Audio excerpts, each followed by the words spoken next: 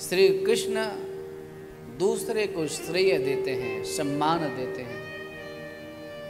न तो माखन से बड़ा है, न गोपों की सहायता से बड़ा है, वो तो अखिल कोटि ब्रह्मांड नायक है ही।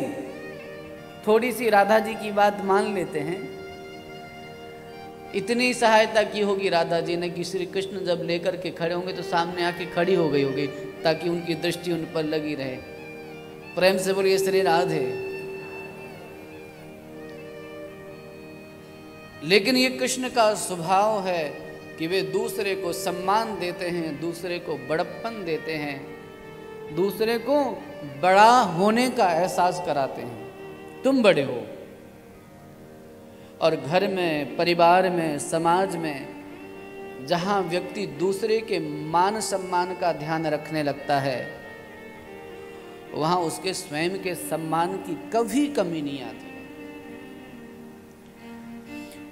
मैं प्रायः करके सभी कथाओं में एक बात नियमित रूप से कहता आ रहा हूँ, निरंतर कहता आ रहा हूँ, और वो यह है कि बड़ा वह नहीं है जो किसी को छोटा दिखाए। है तू कौन है?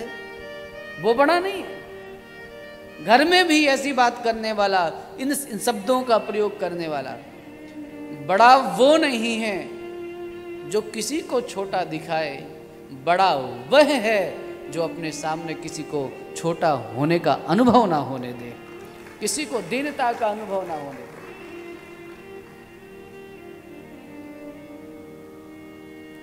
घर में बच्चे कोई काम करें तो प्रशंसा कर दो थोड़ी,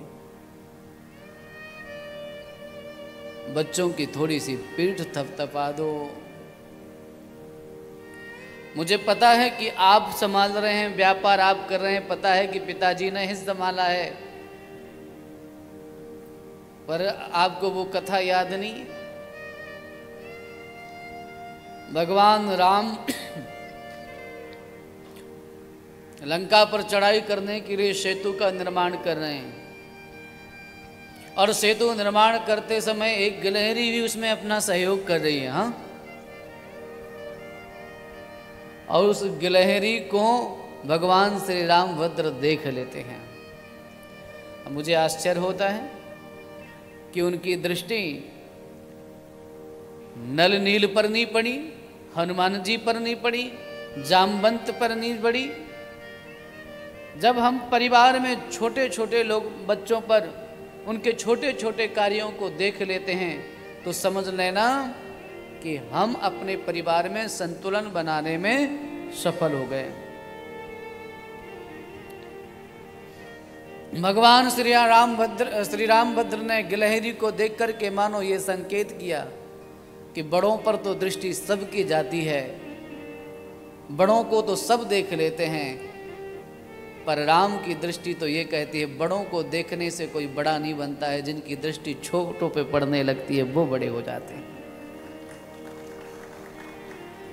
आपकी कथा मंडप में बहुत सारे लोग सेवा में लगे होंगे, आप सबके सम्मान का ध्यान रखें।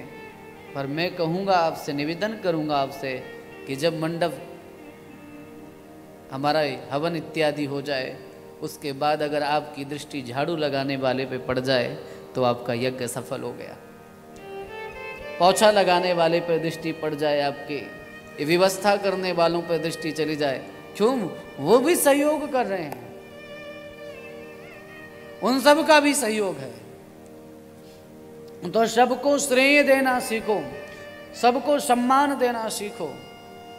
करो तुम स्वयं, हाँ क्यों विशाल, अपने से करो कि हाँ मैं कर रहा हूं, लेकिन दूसरे को सम्मान दो। श्री कृष्ण स्वयं गोवर्धन नाथ को संभाले हुए हैं और कहते हैं कि राधा जी के बल के कारण बड़ा है, कहते हैं ग्वाल वालों के कारण बड़ा है, कहते हैं दधी माखन के कारण बड़ा है,